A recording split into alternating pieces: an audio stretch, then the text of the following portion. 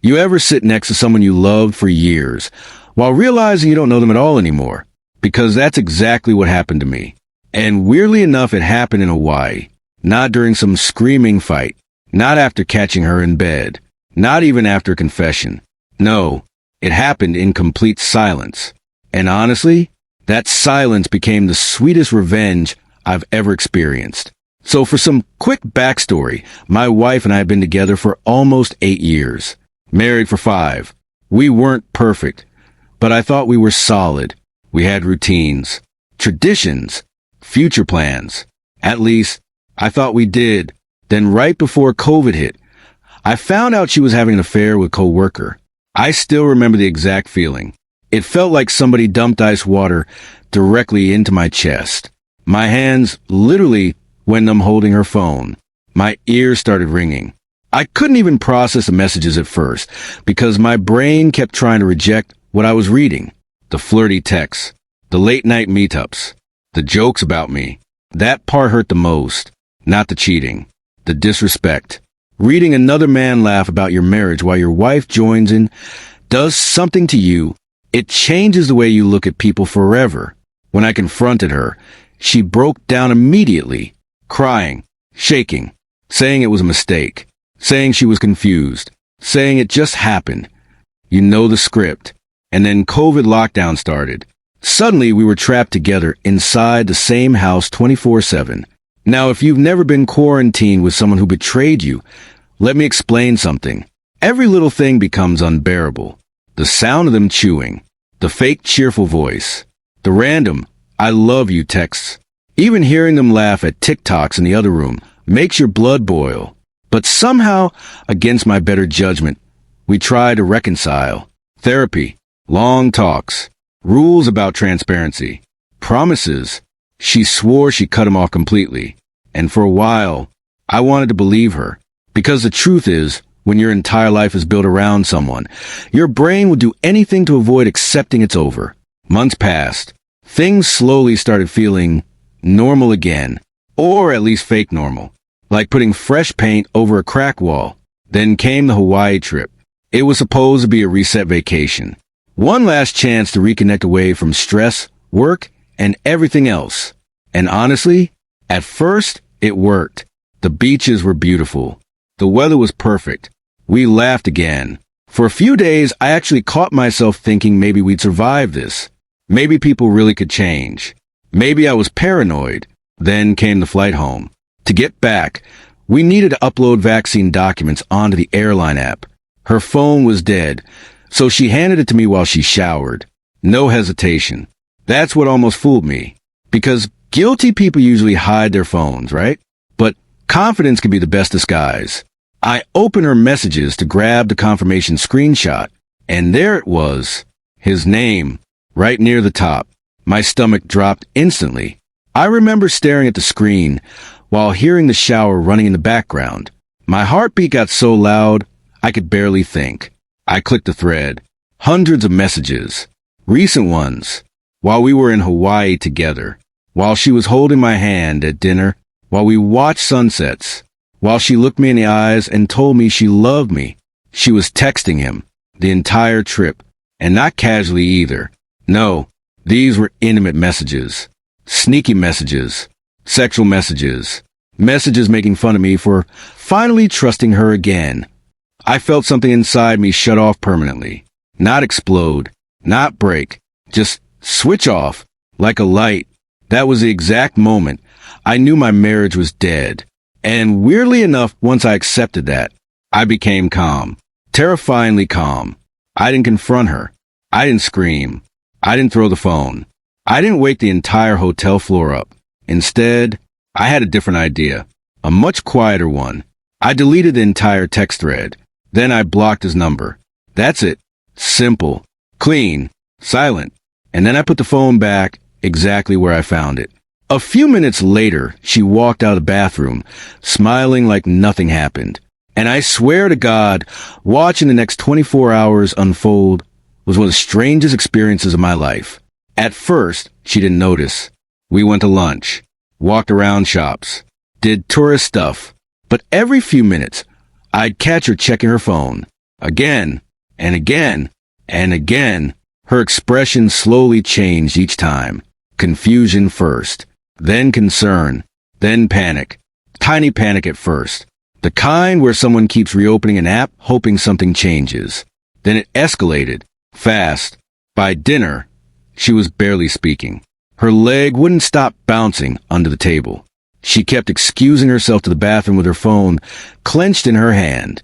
At one point, I watched her secretly restart the phone at the table while pretending to check directions. That's when I almost lost it laughing, because she knew something happened, but she couldn't say anything. Think about it. What was she supposed to say?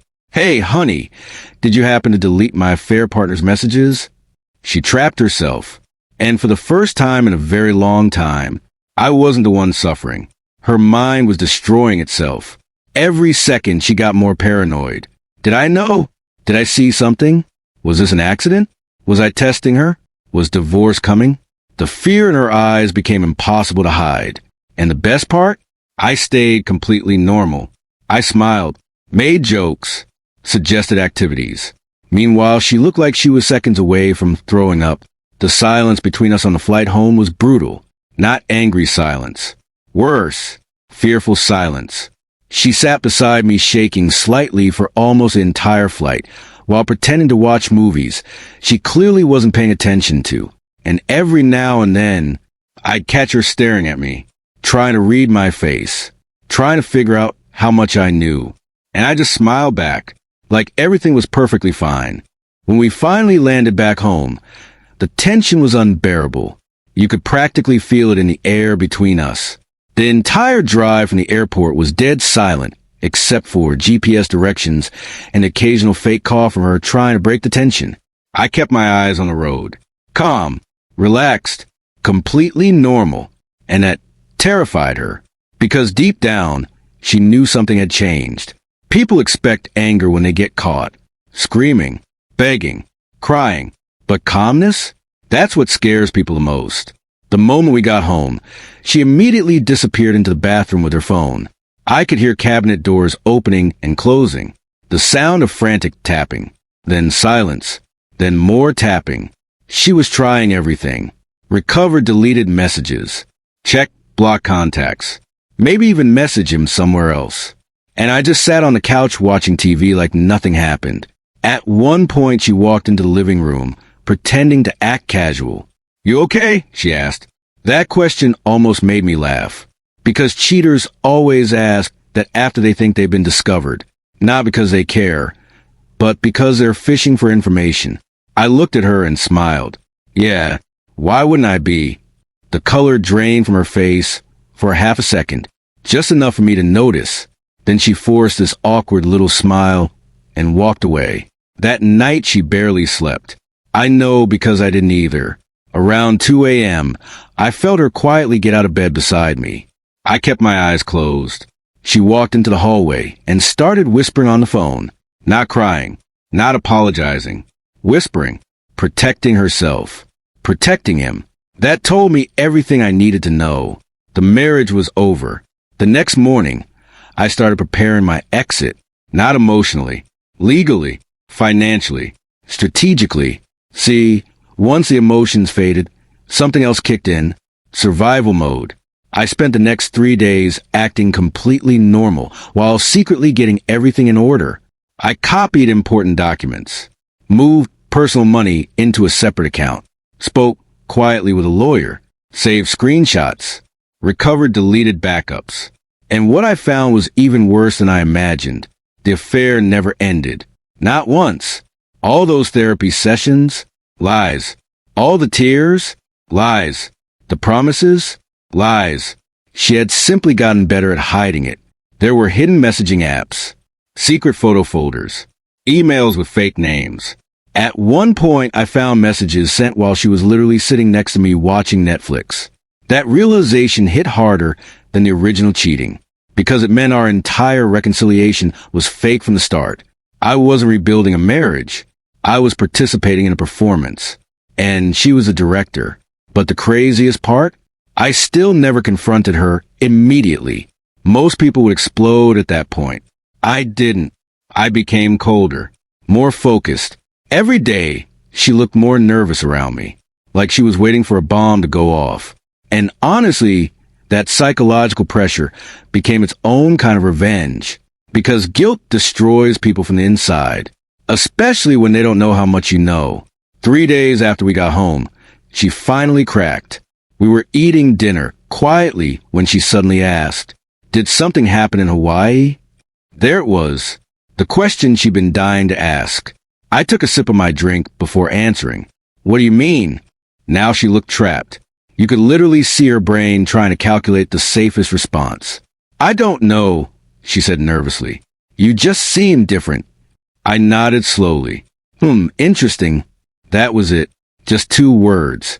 But her face instantly tightened, because she knew, maybe not exactly how much, but enough. That night, she started trying harder than ever to act like the perfect wife, cooking my favorite meals, random hugs, constant compliments. It felt disgusting. Not because I wanted revenge anymore, but because I realized all this effort only appeared once she feared consequences. That's when something clicked in my head. Some people don't feel guilty when they hurt you. They feel guilty when they lose control. And she was losing control fast. The following weekend, I finally made my move. I asked her to sit down in the living room.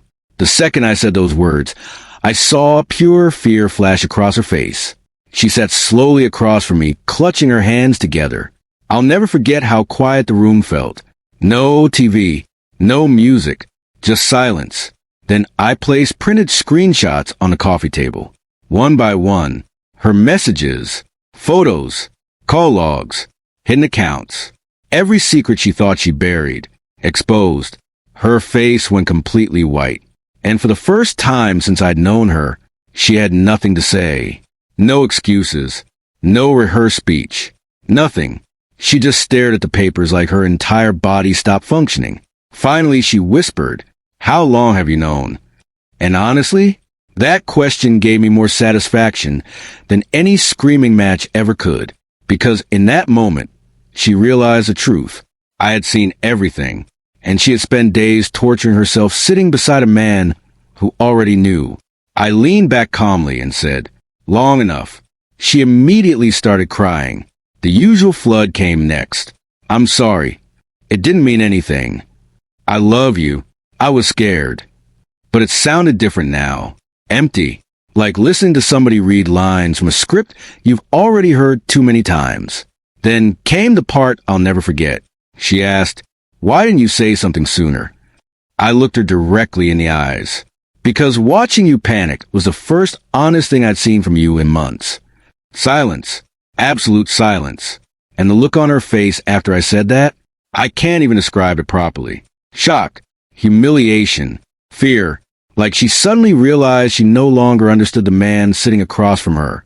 And honestly, she didn't, because the version of me that loved her unconditionally died in Hawaii. After that conversation, everything changed, not dramatically, not with screaming or broken dishes like in movies. It was quieter than that, colder. She cried for hours that night. At first, it was nonstop apologies, then excuses, then somehow blame. That part amazed me, because eventually, almost every cheater does the same thing.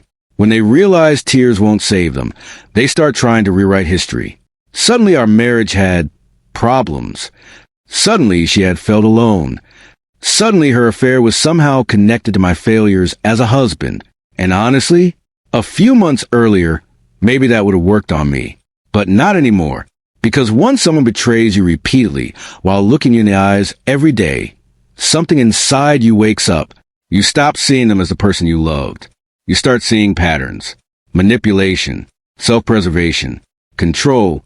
And the craziest part was, I wasn't angry anymore. That confused her the most. I think she expected rage, begging, some dramatic emotional breakdown. Instead, I was calm, completely calm. And calmness makes guilty people spiral. Over the next few weeks, we started separating our lives piece by piece. Lawyers got involved. Paperwork started. Accounts got divided. And suddenly the fantasy world she'd been living in started collapsing into reality. Because affairs thrive in secrecy. in stolen moments, hidden texts, fake excitement. But reality? Reality is divorce paperwork at 9 a.m. Reality is splitting finances. Reality is explaining to family members why your marriage exploded. That's where the fantasy dies. And her affair partner? Of course, he disappeared the second things became real. That's another predictable part. The soulmate co-worker who risked my marriage suddenly wasn't nearly as committed once actual consequences showed up. No surprise there. Apparently sneaking around with someone's wife was exciting. Dating a divorced woman dealing with legal drama? Not so much. The irony was beautiful. She destroyed her marriage for a man who vanished the second things got difficult. And once she realized that, the panic really started. She began calling me constantly. Sometimes crying. Sometimes angry. Sometimes weirdly nostalgic. One night, she called me just to talk about an old vacation memory, like nothing had happened. That was probably the saddest moment of all, because it showed how desperately she wanted to return to a version of reality that no longer existed. But I was already gone mentally. One conversation especially stuck with me. She asked quietly, "Do you hate me?" And I remember thinking about it for a second before answering honestly, "No, I just don't trust you anymore." That hit her harder than yelling ever could have, because hatred still contains emotion, but indifference, that's the real ending. And over time, that's exactly what she became to me. A memory, just a chapter in my life. Now here's the part people usually expect me to exaggerate. The revenge. But honestly, deleting those texts wasn't the real revenge. Watching her panic was satisfying. Sure. But the real revenge was something much simpler. I moved on. That's it. I rebuilt my life.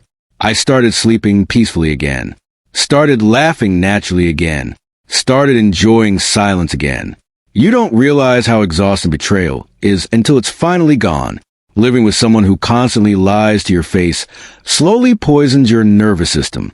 You become paranoid, hyper-aware, drained. And when that disappears, it feels like breathing fresh air after being underwater too long. I started focusing on myself again. Gym, friends, travel, work. Simple things suddenly felt enjoyable again because I wasn't carrying that constant emotional weight anymore. And meanwhile, from what I heard through mutual friends, her life became messy fast. The co-worker relationship imploded. People at work found out. Friend groups split apart. Turns out secrets always leak eventually. Karma doesn't always arrive dramatically. Sometimes it arrives slowly, quietly, one consequence at a time. And honestly, by then, I didn't even care anymore. That's how I knew I'd finally healed. Because the opposite of love isn't hate. It's nothing. No obsession. No anger. No revenge fantasies. Just peace. But every now and then, I still think about that final day in Hawaii. Her checking her phone every 30 seconds. Her nervous shaking on the plane. Her trying desperately to figure out what I knew. And I can't lie, it still makes me smile a little. Because for one brief moment, the fear she created in me finally belonged to her instead. And maybe that sounds petty. Maybe it is. But after everything she put me through, that quiet little revenge tasted incredibly sweet. And honestly, I'd do it again in a heartbeat. If this story had you hooked, hit that like button and let me know in the comments. What's the coldest revenge you've ever seen someone pull off? And if you want more intense Reddit revenge stories filled with karma, betrayal, and satisfying payback, make sure you subscribe and turn on notifications. Because the next story might be even crazier.